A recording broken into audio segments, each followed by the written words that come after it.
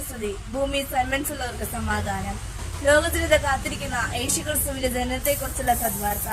അതെ, ലോകത്തിന് പ്രകാശവും പ്രതീക്ഷമേകുന്ന ദിനം കൂടിയാണ് ഡിസംബർ 25. ദൈവം സ്നേഹം കൊണ്ട് ചുംബിച്ച രാവാണ് ക്രിസ്മസ്. നമ്മെ കാണുവാനും കേൾക്കുവാനും സുഖാനുഭവങ്ങൾ പങ്കുചേരുവാനുമായി സ്വർഗം വിട്ടിറങ്ങി വന്ന ദൈവത്തിന്റെ വലിയ സാക്ഷ്യം.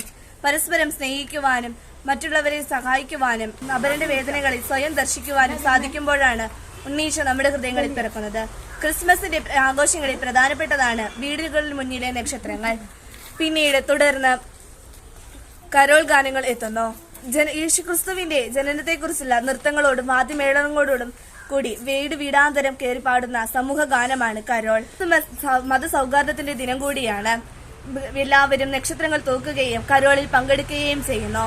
ക്രിസ്തു എളിമയുടെ പ്രതീകം കൂടിയാണ്. അതുകൊണ്ട് നമ്മൾ എല്ലാവരും മറ്റുള്ളവരെ സഹായിക്കുവാനും എളിമയിൽ വർത്തിക്കുവാനും സാധിക്കണം. എല്ലാവർക്കും ഹാപ്പി ക്രിസ്മസ്.